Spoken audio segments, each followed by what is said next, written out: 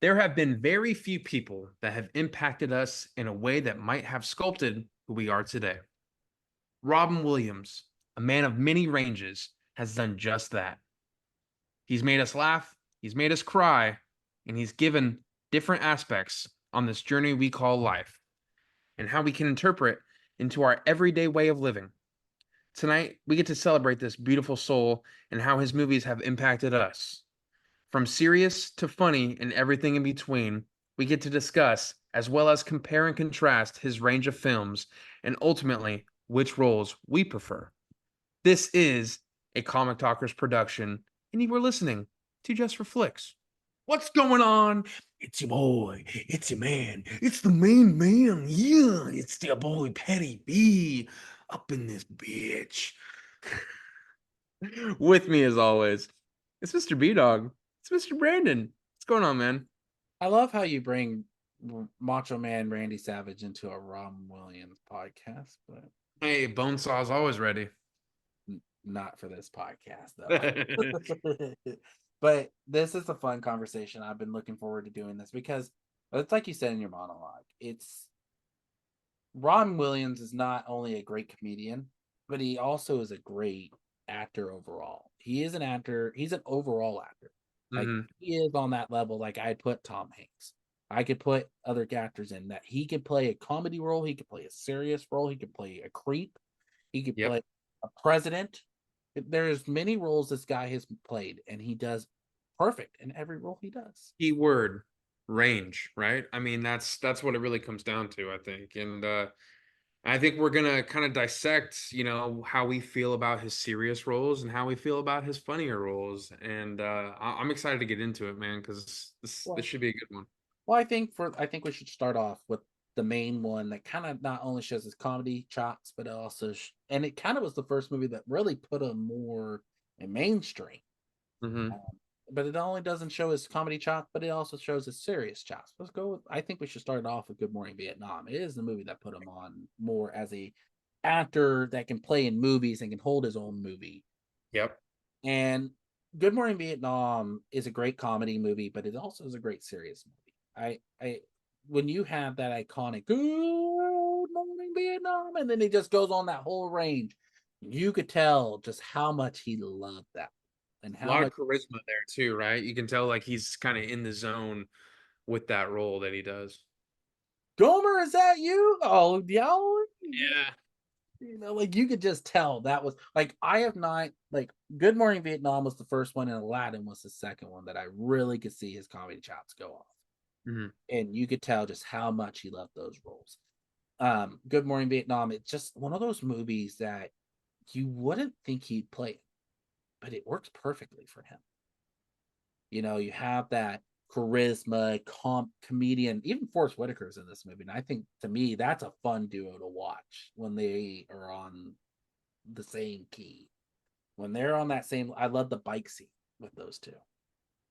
When they're sitting there and he's trying to chase down the students, and he's sitting there, you see Forrest Whitaker on this big old bike, this little bike, and this big old guy trying to follow, Yeah. almost died on the road. Go good. It's just those. Yeah. I'm sorry it's hot. Hot. It's set to London broil. Yeah.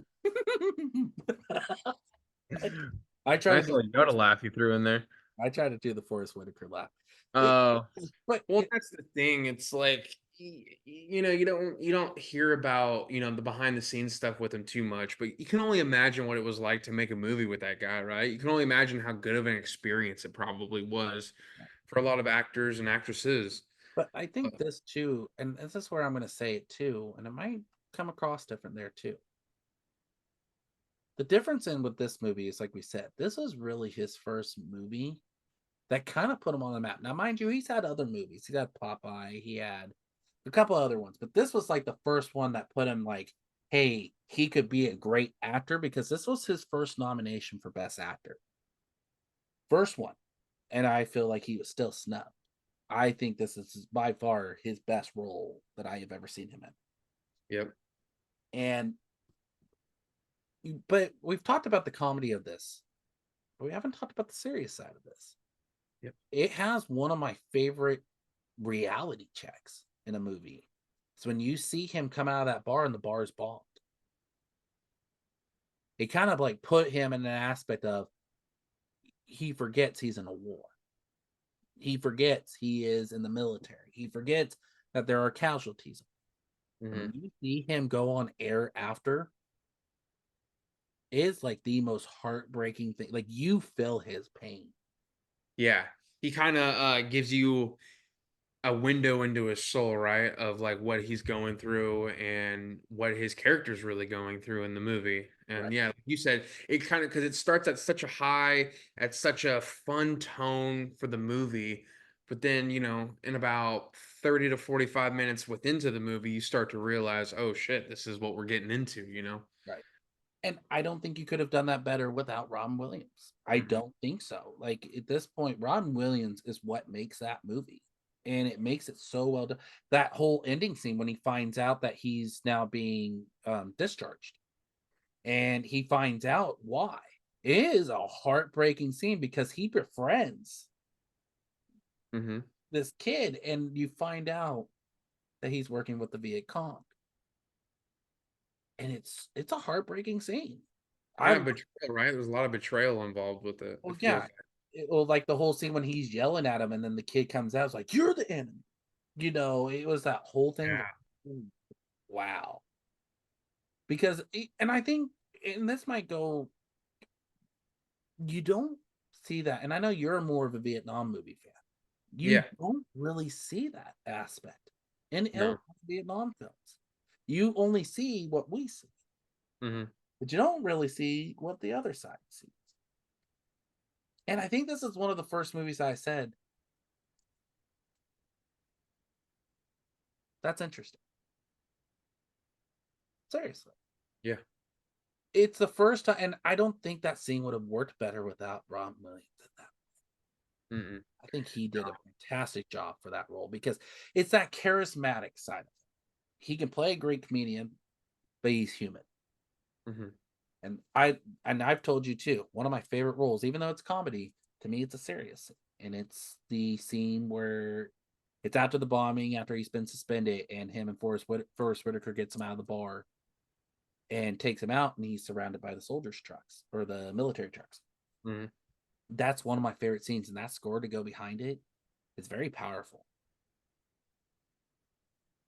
This by far, I'm a Good Morning Vietnam fan. This is one of Yeah, well, and that's the thing too. I mean, you kind of got me into this movie, right? I know pretty recently, beforehand I never really watched this movie. I'd seen scenes of it or parts of it, scenes of it, whatever you want to say. But no, like it really gives you a different outlook on that war in general, right? And the stuff you didn't really see, or I think a lot of movies, like you said, a lot of movies that have to do with the Vietnam War, they don't really get into this kind of affair, right? They just don't. I think the only other one you really see get close to it is We Were Soldiers, but even then it's not really that Yeah. prominent. Mm-mm. But I think too, it's like we said too, Ron Williams played a great role in this because we would be him too. Mm-hmm. It's a very great movie with him, and I think the comedy side is perfect for him in this movie, but also the serious side of it. But yeah, so let's talk about. I know one big one we should talk about comedy wise is Mrs. Doubtfire. I was just gonna say, yeah. Mrs. Doubtfire by far. Well, I think you got to start with the cast, right? I mean, you got three big hitters. You got Don't say Pierce Brosnan. why not? I mean, for you got to think about the time though. Think about the time frame, man. Like honestly, Sally think Fields and I would say Matilda was big. No, I'm just messing. The girl who plays Matilda's in that movie. I'm just saying Pierce Brosnan in that time frame, dude. Him, Sally Fields, and Robin Williams, like those are three big hitters, man. Like for Well, you got to think of the time, man. You really do, because you're not going to say that now. I mean, you're not going to say that in 2004. You know what I mean? Like well, you're just let's put it this way. I'm gonna save you right now and say Hoop is on the way, dear. I'm gonna save you right now because you said the two main actors right there, Sally Fields and Mom. One of my favorite duos. I like that addition of Pierce Brosnan in the movie. I just do. I know his character is not supposed to be loved, and I get that. I don't love his character. But his I'm just character, saying him as an actor. I hate to say it, it's a role that I always forget about with him. It's not a role that I go, oh yeah, that's him. But again, this is for me by far one of my favorite comedies with Rob. Oh, 100%. I mean, this And is Act Sally 2. Field with him is even more amazing. I'm a big Sally Field fan. You know, I'm a Sally Field fan. Yeah. And to see this duo, this was really my first introduction to her with him. And that's where I found my love for them. Yeah. It's one of those movies that you just fall in love with. It's So, yeah. I love my favorite comedy scene of this whole movie is when he's finally becoming Mrs. Doubtfire and he goes to his brother. Mhm. That's still one of my favorite scenes of the whole movie. He's like, "You look like mom," and he's like, "Oh wow, I do look like mom only." And then you have him go through all the scenes, or when he's trying, or the bathroom scene when he's trying to always change from being him because he has the interview with the big corporate office, and he's got to, he's supposed to be there for Miranda's date and all that kind of stuff, or like her celebrating her achievement and stuff. I really enjoy this movie because there is still some seriousness in it. I think that's the best way to describe him as a drama actor, is because even though the drama movies are his drama movies, they're still comedy. Yeah. There's that charisma, there's that love and support. And I think it's the same way for comedy movies. He's a great family actor. He is. Ron Williams truly is a great family actor. He really can bring the best out of anybody around him. But Mrs. Doubtfire is just a heartwarming film. It It's not, is. I like the comedy in it, but I look at it as just a family film. It Yeah, it is. No, you're right. And also too, like it kind of gives you that serious aspect of the family life, right? I mean, that's kind of the big plot of the movie is where, him and his wife are getting a divorce. And now the three kids are in the middle of it, and he's essentially, he's fighting for his kids because he wants to be with his kids. And I think that's just a powerful message alone. There's, thousands and thousands of families that are going through that same thing every day, and I think that's a big thing that doesn't get talked about, and especially with this movie. Uh, and like you said too, it's just he's he's able to get stuff like this across, in such a powerful way to where you don't realize that he's doing it, if that makes sense. It just you don't realize that how big of an impact it really has on you until you actually watch it and you're like, oh shit, like Well, another good point to do too. It's like we said, the key word in the beginning of this was range. It really shows you how not only can he go from drama to comedy, but how he can seamlessly just change character yep. physically and like like where he's at that moment. My favorite scene still is when he screws up and he talks like a man at the bar, and he's dressed up like Mrs. Doubtfire. Remember when they're on like the Yeah, and little he forgets that he's dressed up as the yes. or I love when he's how he's changing and he's coming back and forth because he's having the interview, that's probably one of my favorite scenes in the movie, right? That's kind of Dancing like the on climax scene.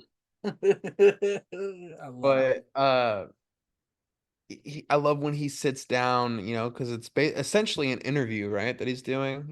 He's trying. He's finally getting a possible because remember he's like a voice actor, which is another fun thing I love because we know Robin Williams can voice act. He is a great voice actor. He does the genie. He does Fern Gully. There's a lot of things that this guy does, but Yeah. I love that he is the voice actor, and he is an actor. Hmm. And finally getting his next break as, of course, Mrs. Doubtfire. Not a role you would think that would actually get him a role on television, but it works. It's a Yeah. great way to segue into it. It just that's why I said this movie is just heartwarming. It again, it shows how devoted he is, and not only that, not just as an actor, but he shows that a devoted father who really wants, like you said, who wants to be part of the kid's life, is going to do whatever he can to get to what he wants. Hmm. So we talked about voice acting. I think we need to bring up the next comedy one. In my eyes, I know you'll disagree. Aladdin. This you cannot sit here and deny that I Genie don't is not one of his biggest roles. no, I don't. I'm not disagreeing with that. I think the problem for me is this my dislike for the movie in general kind of takes away from it, and I try not to let it, but You don't want to be a part of a whole new world, huh? I don't. No, I don't. And I think, there's just too many other big roles that he's had that, in my opinion, I think just kind of overshadow this one. I agree. Like, I'm not saying I feel like the movie's good Mhm. with him. Yeah. When he's in the picture, he's Robin Williams himself. Like this to me is Robin Williams in a stand-up comedy for kids. Like this is him being that comedical role, even when he's in serious moments where the Jafar traps him and stuff. It's still comedical. You still laugh at it. You're still having fun with it. When they did the second one to it, I hated it, and the reason is because it wasn't Robin Williams returning. It was the man who voiced Homer Simpson. Yeah, that did not go very well. It was Right. so bad that when they did the King of Thieves, Robin Williams did return as the genie. And Crazy. yeah, So he didn't return for the second one, but the third one? yeah, the Return of Jafar, he did not return for. King of Got Thieves it. did, He did. and then Will Smith did it, and I didn't like. But to me, It's a whole nother subject. yeah, Robin Williams in this role is just pure Robin Williams. This Hmm. is what you would see up on a stand-up routine if it was just for kids. Straight up, I'll put it up there. I think it's a great movie. I'm not saying it. I like the movie either. I'm not a big Aladdin fan either, but I do enjoy the concept of the genie. I do enjoy the concept that he's not just, oh, I grant you three wishes. No, it's that comedic. He can do his impersonations. He can have fun with it. Nothing more with that. Yeah. But talking about impersonations, I do kind of want to go to this next serious movie. You're down. Dead Poets Society. Yeah. John Keating is who he plays in this movie. It has one of my favorite improv scenes with him when he does Marlon Brando reading Shakespeare. Yeah. Love it. But see, again, he plays a serious role, but he uses a little bit of comedy to get you into it. Uh-huh. I think that's good for a comedian actor, just like Tom Hanks. Tom Hanks is another good representation of that. He uses a little bit of comedy, just like Forrest Gump, just Philadelphia's and Saving Private Ryan, not so much, but he uses a little bit of comedy to get you into a serious role. Um, so they did. So he was nominated for Best Actor in a Leading Role for this movie. Did not win. The only thing they won that year was Best Writing Screenplay written directly for the screen. Got it. They were nominated for Best Picture, Best Actor, and Best Director. And that's it. And Best Mhm. Screenplay or Best Writing. What's your take on Dead Poets Society? Uh, I watched it, man. I've seen it a few times. I have watched it probably within the last 5 to 6 months, maybe a little bit longer. But I love it. I think it sends a good message to especially people nowadays. And also, it's a movie that I think ages very well. Like you can kind of watch it. It's a movie that if you're in high school, your teacher could put it on as kind of like an instructing movie. You know how like when you were a kid in high school or wherever, where there were certain movies that a teacher would play, that has a deep meaning behind it. And I think the Dead Poets Society is just that. So, no, I love it. I think I wouldn't say it's his best role, in my opinion, and that's just strictly my opinion. Um, but I do think it's also a memorable movie of his that I think is slept on. A young Ethan Hawke is in that movie, I believe. Yeah. I think this is Which one of is his first movies. yeah, Yeah. yeah. I don't have this thing in front of me, but I know the kid that ends up passing away at the end, From spoiler alert. House. He is in house. He's the doctor in house. So Dr. Wilson, I believe. Yep. Um, but yeah, no, it's I would definitely if you haven't I if you haven't seen that movie, especially with it being Robin Williams, I think it's a movie you have to check out for sure. I agree with you there. And I think the main message of the story to me is that you have to make life worth living. These kids have always, they're in a Catholic school, they're all like trained in a certain way. They're Yeah. like in a boarding school in some ways, right? Hmm. So they're only known to see one thing. And I think Ron Williams is a great actor for this because he comes in and goes, see it in this light, make it your life, seize the day, like he always said. Seize the day. Seize the day. This is their life. This is their dreams. And to me, another point to bring up is that, and they trying to bring this up, is that the real tragedy of life is purposeless existence. Hmm. It's a great way to really, I think this is why Ron Williams fit that role because it was a person, again, from his comedy background. He has that comedy chops. He can do something like this. And he comes in and says, hey, see it in this light. Hmm. Don't look at it here. He's the guy that makes you open up your mind a little bit. He's the guy that see your imagination. What do you want in life? Go for it. Just like Ron Williams did himself. Yeah. He's a great actor for this role. It's one of my personal favorite roles of him. I've watched it. I watched this soon or lately more than you. I'd say about 2 months ago, and it's Hmm. a fun movie to watch. It is. It's a sad movie. Don't go in not thinking you're not going to shed a tear No. because it's a sad movie. And especially like you said, with the ending that we get when he's let go from the school. That was another big thing.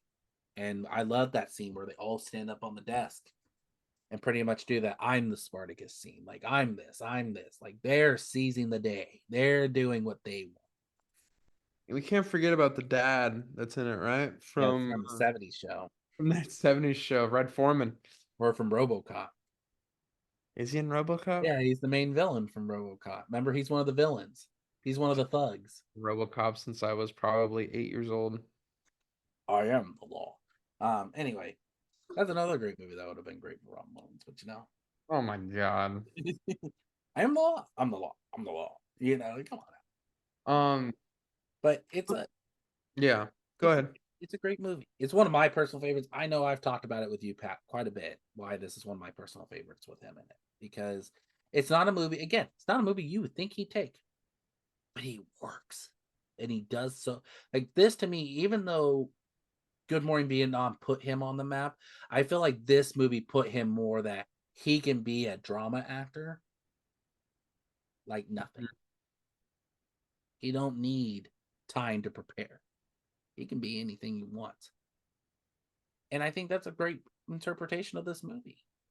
He took this role and made it his. It's still a very worthwhile movie. It's a movie that I think everybody should watch. I watched it at a young age. I think I was about 9 or 10 when I first watched this. And I'm glad I did. Yeah. It's a great Yeah, I movie. want to say, to be honest with you, I hadn't seen Dead Poet Society until after he passed away. Yeah. So, I mean, but when I did watch it, I remember when I watched it for the first time, I did kind of fall in love with it just because of the way his character is and the way he precedes himself a little bit. And the way, like you said, kind of, seize the moment, enjoy life because it's not here forever. So there's no point in being, stuck in these books all the time. There's no point in being, you know, clamp down from the strictness of your parents. You kind of have to live life and kind of go outside the box a little bit. And I Well, think it's that, just like beach and in front of the trophy case. That's where he does the famous seize the day moment. And yeah, it's he takes them out of the classrooms. Like, let's get out. Let's go adventure. Let's go do something. yeah, I'm sorry, you cannot. I do not see any other person in that role other than no, I Rob. don't either. So, Pat, let's go over your next movie. What would be the next comedy you'd bring? I'm going with a kind of a deep cut comedy for me. This is a personal favorite of mine. I don't know if you've seen it yet. I know I've mentioned it to you a bunch of times, but I'm gonna go with Cadillac Man. So I've seen parts of this movie, but I Yeah. don't have a lot of experience with this movie. What I know Yeah. about it, I could see him playing a role like this because this was before. Was this before or after Good Morning Vietnam? Because it This was after, I believe. was 1987, I believe. When let me see here. Good. This is 1990. Okay, yeah. So that is after. That's actually a year This is after Dead Poet Society. this is before Fisher King though. Oh, I thought okay. I thought Fisher Because King I was think Fisher King is 91. yeah, it is. So it is. I thought Fisher King was always out before Dead Poet, but Dead Poet came out in '89. Hmm. So no, okay. So let's talk about Cadillac Man a little bit. What makes you feel like this is one of his best comedical performances? I think I'm really drawn to movies that are about everyday life and just like just casual movies, you know? It's not there's not some elaborate character, there's not some deep meaning behind it. It's just a movie, you know, and you're just along for the ride. And in this case, it's a movie that takes place in one day, which, you know me, I'm a sucker for those kind of movies. I love a movie that takes place in one day. It's right to the point, and there's a lot you can do with movies like that. So, I also like the aspect of him being the sleazy car salesman. He's kind of a scumbag, you know. He's in the wrong dealings with these mobsters and everything, and the car dealership that he works at is closing down, and he needs to sell a certain amount of cars to make his quota, and to also um, you know, pay off these people that he's in debt to. So with that comes along, um, and with him being this kind of goes back to him being sleazy, but he's sleeping with Tim Robbins' wife, and you know Tim Robbins doesn't really know that right off the bat, but you know Tim Robbins is having marital issues and whatnot, and he kind of goes in and holds the place for hostage, and like I said, it's just one of those movies that takes place all day where, you know, he's kind of trying to negotiate. I would say there are some serious points of the movie, you know, as far as just Tim Robbins' character goes, because he's a little bit more intense compared to Joey O'Brien, who is Ron Williams' character. Um, but no, it's just it's a fun little movie. You know, it's one of those quick hour and a half movies, you know what I mean? Like it's a quick journey. It's fun. Not only do you have Ron Williams and Tim Robbins, but you got Fran Drescher. You also have the Queen of the 90s herself, Lori Petty, you know. I think she was making banger after banger in the 90s, man. Yeah, Just because she that just was could not. before. This was before what's its face, wasn't it? Wasn't it before A League of Their Own? This is yeah. 90, yeah, Yeah, 90, it's a couple years before. I think this is one of the first movies she's in, to be honest with you. yeah. I mean, because what, this is before Free Willy, Point Break. I Um, forget she's in Free Willy. yeah, man, that's where I kind of knew her from as a kid. See, You I know, only know her as Dottie's sister from A League of Their Own. I didn't see Cadillac Man. You know, the first time I saw Cadillac Man was actually with my grandfather. We're up at his cabin and he was looking for a movie to watch, and he was like, "Oh, Cadillac Man." I'm like, okay. I mean, you know, I'm 10. I have no choice but to watch it, so I'll watch it. And yeah, you know, when I first watched it as a 10-year-old, you're not really gonna grasp all the seriousness that's going on and stuff like that. But you know, once I got older, I really got to appreciate this movie, and just like I said, it's just a fun movie. I highly recommend it. It's definitely not his biggest role or his best role or the one that he's most known for, but I do think Cadillac Man is a epitome of 90s comedy, or a 90s movie for that matter. So, yeah. So, so let's go over to me one of my favorite roles with him in a creepy role. And I know, Pat, you're gonna hate me because I'm not going with his absolute creepy role. I don't, and I'm not going with 1 hour That photo. one creeps you out a little bit, right? One, You don't every one, time I mention it to you, you don't want nothing to do well, with it. it's not that. I just feel like for the movie I'm going to say, compared to this to 1 hour photo, I think it's going off the charisma. Granted, He could play a good person working in the store, everything. Mm-hmm. But I don't see him in a role. I feel like why I enjoy Insomnia a little bit more. Yeah. That's the movie I'm going to talk about compared to 1 Hour Photo. Is because I feel like in 1 Hour Photo we actually see one of the things happen. Mm-hmm. Or Insomnia, we don't really see what truly happened. We get hints to it. And he finally says what he did, but we don't see it really happen. But he also uses charisma to blackmail Al Pacino's role. So, guys have not seen Insomnia by far too. I want to talk about this. This is not a movie that I see Robin Williams in. And the reason I say that is because of who directs this. Pat, tell the fans. Yeah. What's that? Tell the fans who directs this movie. Oh, it's Christopher Nolan, man. And that's the thing. Like, I mean, that goes right to it. I always think about it too. It's like, God, you don't think that Christopher Nolan would cast Robin Williams in one of his movies. You know what I mean? He just doesn't seem like he fits in those type of movies. Well, just the duo itself too. Al Pacino and Robin Williams in this film is Yeah. two people you would see work together, and they actually did. I'm not a big Al Pacino guy. I like certain movies with him in it, and there's movies I don't like him in, like Jack and Jill. Mhm. Not the point. You don't want to swallow the I Dunkachino? don't Pacino. That was it. But it's Al Pacino plays a cop named Will Dormer, which has been brought into Alaska, into a city in Alaska, to investigate the death of a teenage girl. Now, we find out over time, and that's what I love about Robin Williams in this movie. You don't see him first, you hear his voice. Because you find out after Al Pacino shoots his partner Hap by accident, it wasn't on purpose. And you find out he lies about it Mm-hmm. because he doesn't want to admit that he killed his partner, even to his own family, to Hap's family as well. Who's there to witness it all? Walter Finch, Robin Williams. Hmm. And he calls him and torments him. So at that point, my favorite scene still between the two of them is when they're on the ferry and where he really kind of like tells them the story.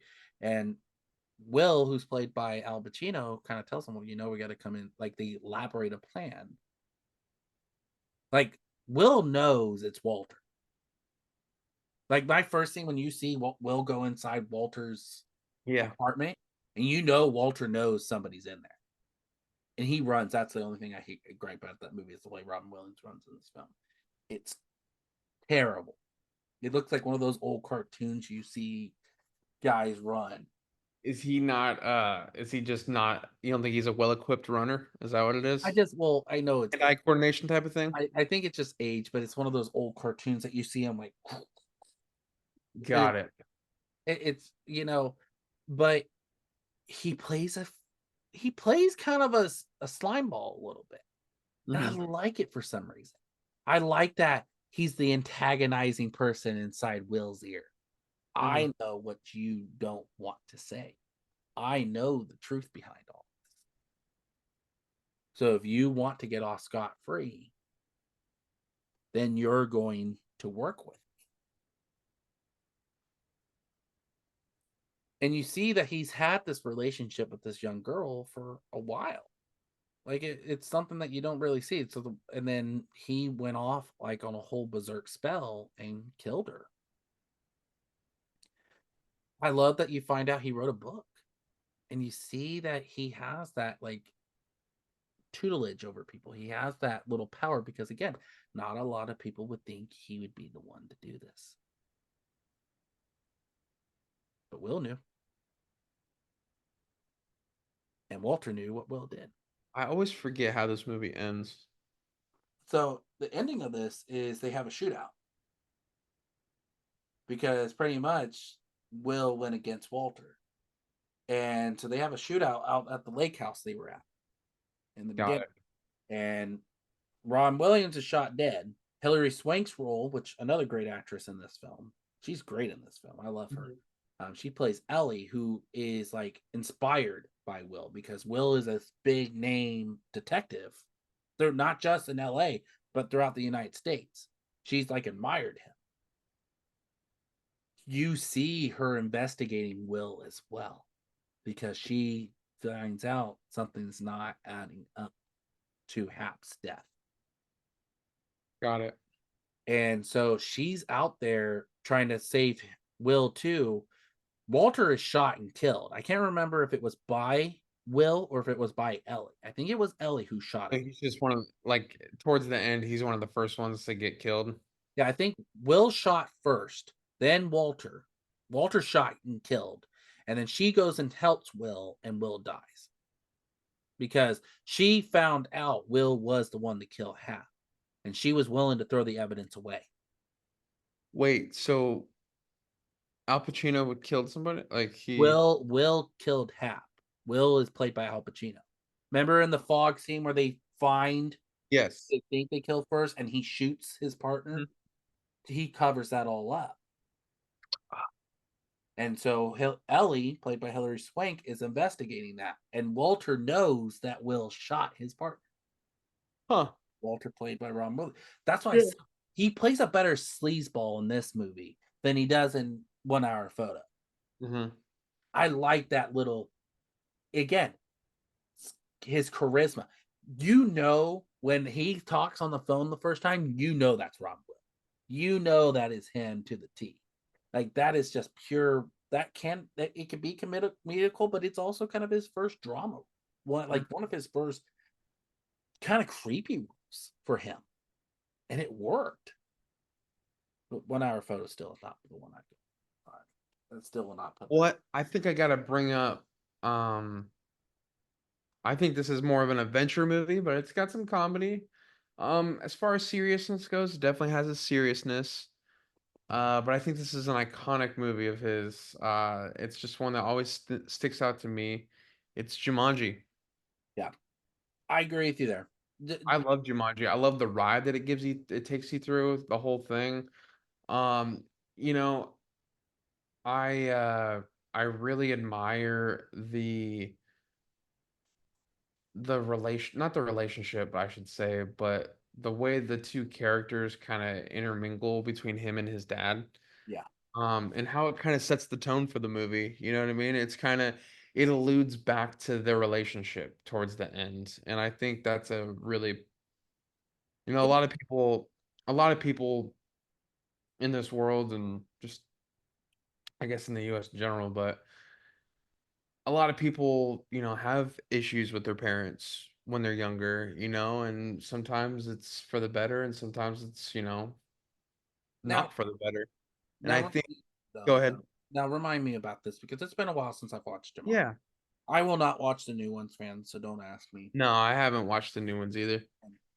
And it's because of out of respect for Robin Williams. I don't think they should have never remade these movies. This movie, I've heard it's great.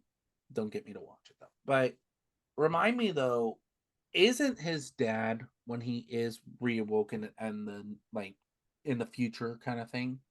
Yeah. Isn't his dad the hunter? Yes. Okay, that's why I I figured. think it's kind of, and it definitely adds an element of symbolism to it, right? Yeah, Um, which I love. I mean, that's something I've always picked up on the movie. It's one of those things as far as symbolism goes. It doesn't, some movies try to hide that or make you think about it. This one's kind of put in your face, and I think it's I said doo doo doo. doo doo. He said doo doo. He said doo. Look at us, we're children. Um, no, I think it's due to uh the issues that he had with his dad, and now he's been running away from it, right? He's been running away from his dad this whole time. And I think that's just a powerful message, man. I love, man, I'm gonna look it up right now while we're talking about it, but I absolutely love the actor that plays his dad because he's also in Titanic as Bruce Ismay. I know him from the Thomas movie. Thomas the Thomas the what was it? The train. Thomas the Train. Yeah, they did a movie with him, and he was the conductor. Jonathan Hyde. I couldn't remember his name, but I know him from like that's how I know him is from Thomas because I used to watch that movie to the T. And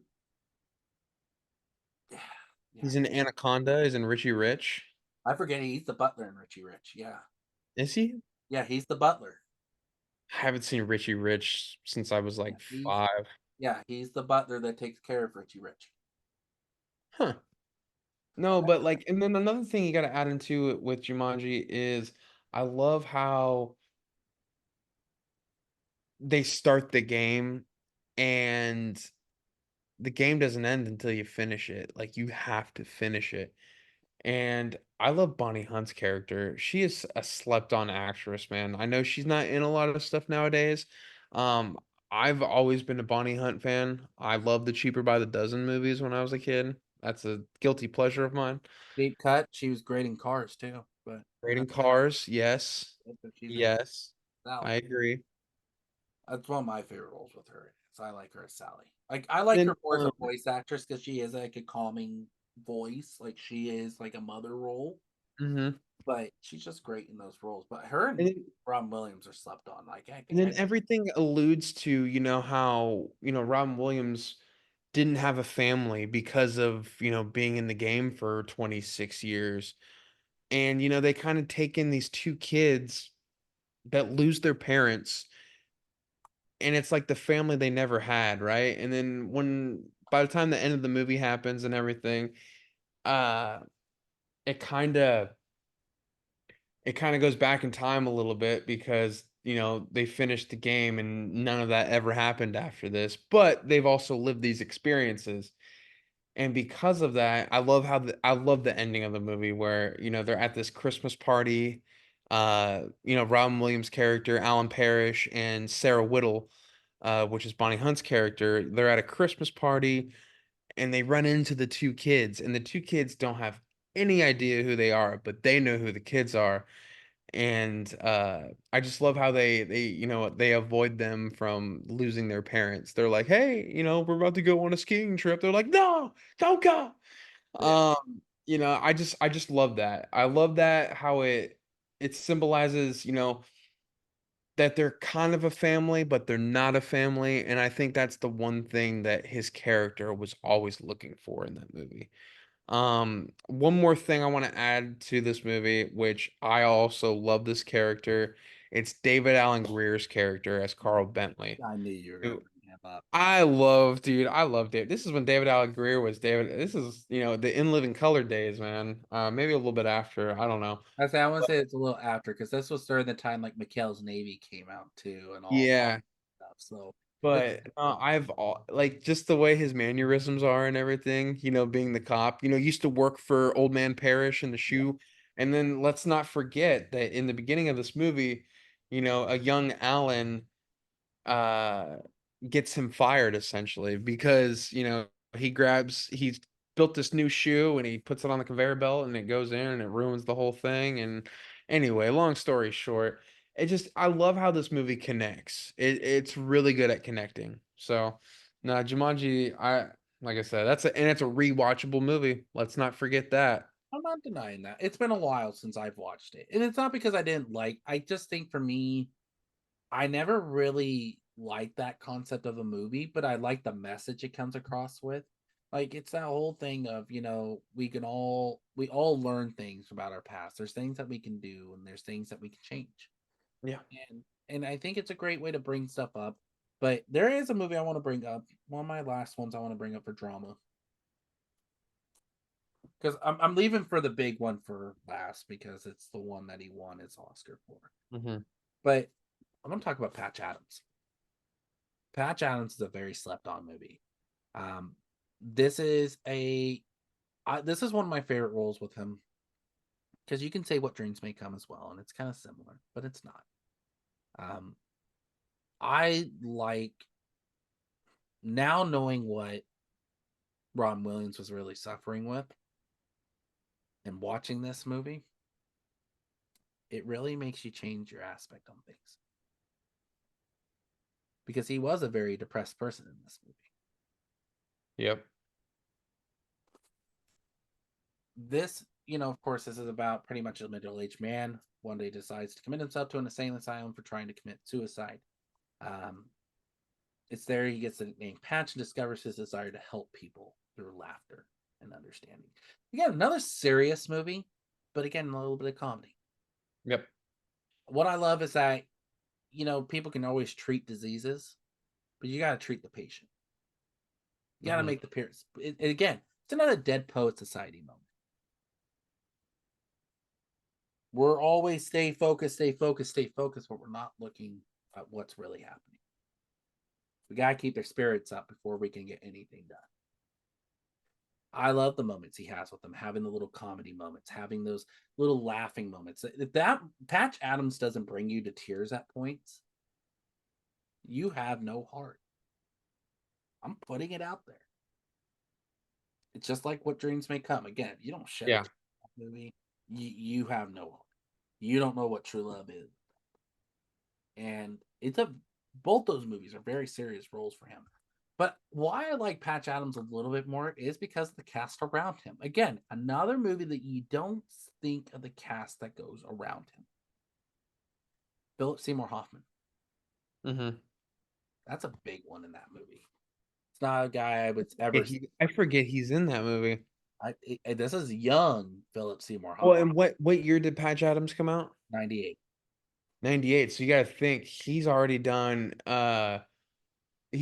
Twister. Mm-hmm, He's already been in Hard Eight, which is Paul Thomas Anderson's first movie. mm-hmm. He's in Boogie Nights. That happened before. Boogie Nights came out in 97. Yeah. It, So that's crazy. I didn't even think about that. The timing, man. let me tell you one of my favorite ones that I really enjoy. Again, another one that you don't really think of in this movie, but I love it Hmm. because it is something that warms my heart because I love this actor as well. Alan Tudyk is in this film. Yeah. And I'm sorry, Alan Tudyk to me is another Robin Williams. Like you could tell with his acting, his charisma, his everything, you could tell he really gets a lot off of Robin. Hmm. And I love that. I love that little turn. It it warms my heart because I love Alan Tudyk as an actor. To have him have a moment with Robin Williams is amazing. Um, there's a lot of other kind of mediocre actors in this movie too. I'm not going to go through everybody in this movie because there's a lot, but they're not like big name people compared to other movies that he's in. But this movie is more meant to make you understand that life, again, you have to be willing. There has to be a little laughter in life. There has to be a little bit of joy. Hmm. And it's hard for me to watch this. It's not hard for me, but it makes me embrace this movie because with what we know about how Robin Williams passed.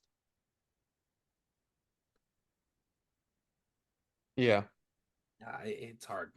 I'm even choking up at this point because it's Robin Williams is just really just a great actor. He really is. And to me, watching this movie now, and I watched it about a month, 2 months ago as well. Um, it really shows you how much he held his fans, how much he held the world in his hands and cared more Yeah. about us than himself. It is a great movie because it shows you where he gets his inspiration from. And I feel like this is a good note to really like tell fans like, hey, we're gonna make you laugh. We're gonna have you have fun. You're gonna enjoy this. You're gonna have a tear shed. You're gonna have things happen.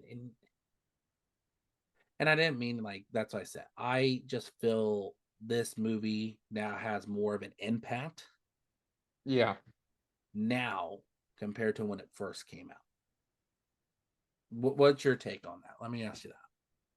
Well, so with Patch Adams, it's been a long time since I've seen it. I remember the clips or the scenes of him making the kids laugh, which I think is kind of a heartwarming thing, even though I think I'm trying to remember. one of the kids is clearly dying of, cancer, and he's just there to, you know, kind of make the worries of the world go away for a few minutes, right? And I think, I think this movie really shows what kind of person he really was, man. It just does. It It shows the embodiment of how much of a caring individual he really was, and I think that's powerful. And I think that's something. let's go on another high note with, because I know there's one that I'm shocked you have not brought up yet. Well, yeah, and this will be my final one that I'll go over. It is a childhood favorite of mine for sure, and I think it's the best adaptation of the story, in my opinion. I think it kind of gives it more of a real feel. It's Hook. You know, there's nothing bad about this movie at all, man. A little too long, I guess you could say. A little too long, a little drawn out, but I think it still keeps you engaged, it kind of gives you the importance of what they're trying to get across. And also, I think it's a big character development movie too, especially with Peter, right? I love that. I love the aspect of Peter was this kid, or Peter was this boy who was with the Lost Boys in Neverland, and eventually he went back home with Wendy when they were, let's think of hold on, let me pump the brakes just a tad. Let's take it back to the original Peter Pan story, right? Of how Peter was already established there with the Lost Boys. And then Wendy, John, all them, they come down, they hang out with Peter, they get, you know, uh they get Captain Hook taken care of, all that stuff. Anyway, now we fast forward, Peter comes back to Earth. I guess you'd say that, right? Could you say back to Earth? Is that even a thing? I don't know. It the Comes back astrology to the doesn't real make sense. world a little The bit. astrology doesn't make sense here. Yeah, yeah, yeah, Go thank back you. to reality a little bit. Exactly, exactly. And Peter, starts this regular life. And more importantly, he grows up, right? Wendy also is a lot older than Peter at this point because she was already I don't know the time, the chronology. Could you hold on? First off, could you just imagine this with all the time sequences and stuff? A Peter Pan movie directed by Christopher Nolan. No, never. That'd be Well, crazy. I They could can make see it it for happen. something like, say, like Finding Neverland, but that's Yeah, gonna be all I would say. yeah, yeah, yeah. You don't see him being the person that goes, "Hey, let's make a movie about kids or a kid kidnapping kids and bringing them to Neverland." I don't Yeah. think, but And I like that too, how it all circles into, he's this dad that he's got two kids, a wife, and they go back to Grandma Wendy's for the first time in a very long time. And and he's this dad that he's not really in his kid's life. He's all about work and nothing else pretty much. And it really shows within the first 10 to 15 minutes of this movie. He's always on his phone, he's always taking calls. He's like it alludes to that one scene where he's trying to make it to his kid's baseball game, and him and his office buddy are playing quick draws with cell phones. Like that's just sad in my opinion. Anyway, long story short, they go to Grandma Wendy's. You get Hook, who comes in, kidnaps his kids. And I always thought this was pretty cool with John as the brother. Which he's a lot older now too, right? But he remembers from, when they first went to Neverland together when they were a lot younger, and he's like, "Oh, he's back." And like, I don't know, sometimes whenever I watch that scene, it just gives me chills, man. Like I'm like, "Holy shit." Like I love stories like that they'll go back to where they came from, right? well, it's kind of like Jumanji, right? Yeah, exactly. Exactly. Jumanji, And I think that's another reason why, I like that movie so much. Jumanji, you kind of have him go from a kid to being an adult, then coming back as a kid and realizing, hey, I need to be here. I need to be doing this. Yep. It's the same way as it's the same way with the Hook. Hook is kind of one of those roles like, okay, does he want to stay in Neverland his whole life and have no carefree life? Or does he want to go back with his family too? There's a lot of aspects in that. Yeah. It's a really true way to bring that up because I'm sorry, you can see Ron Williams kind of in both roles there, but still the point. Who wouldn't want to see him in tights, sitting there in all green and running around? But again, it's another movie like Jumanji where there's some drama in it, but there's really good. Yeah. I think the one we need to really close this out with is the one he won his Oscar for. Yeah. Good Will Hunting is a movie that, to me, I'm going to put it out there. I look at Sean, who or Ron Williams played Dr. Sean McGuire. It always makes me mad that he won an Oscar for this, which granted, he deserved it. I'm never saying like I'm mad that he didn't deserve this movie, Oscar for this movie, because I think it was a great role for him. But why did he win it for this and not win it for Dead Poet Society? Because to me, it's exactly the same role. When you really look at the purpose of Good Dead Poet Society, like we said, he embodies the students to make them understand there's more purpose in life. Yep. And he kind of does the same thing with Will here. It's not so much, even though it's the whole thing of he can live small, but there's a part of him that wants to achieve more. And Sean guides Will on this adventure to do more. And he inspires him. I always got mad, not so much with the movie, but why the Oscars never gave him for Dead Poet Society when he did exactly the same thing here and won only Best Supporting Actor when he could have won Best Actor for Dead Poet. Mm-hmm. Like, what's your take on that? It's not so much I'm mad because of Ron Williams. I love Ron Williams and Good Will Hunting. It's one of my only aspects that I really enjoy the movie. Mm-hmm. But what's your take on that part alone? Like, if he plays the same role like he does in Dead Poet Society, why did he win Best Supporting here and not win Best Actor here? Um, I would have to say you're saying like why would he win the Oscar for Best Supporting Actor when he was pretty much nominated for the same role 10 year or what was it, like 8 or 9 years beforehand, pretty much playing the same role in a leading role and kind of getting snuffed. yeah. Um, there's a reason why they call it supporting actor, right? You're a supporting cast member. You are like the second in command. It's like it's like alluding it to I've always done this. I don't know why. I'm gonna go ahead and say it. It's like I'll allude to wrestling for a second. It's like saying the supporting actor is the Intercontinental Champion. But, And you can edit that out if you need yeah, to. but but but But no, my no, no. I'll go ahead and say this.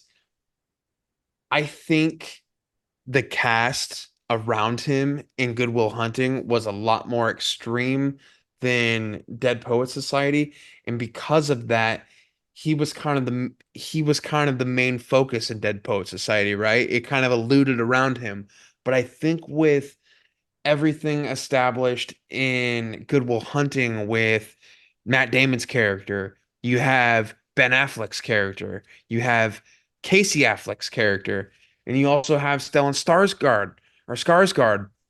Um, it's just there's so many things that play in with that movie, and I think he's kind of like a perfect mesher for all that to happen.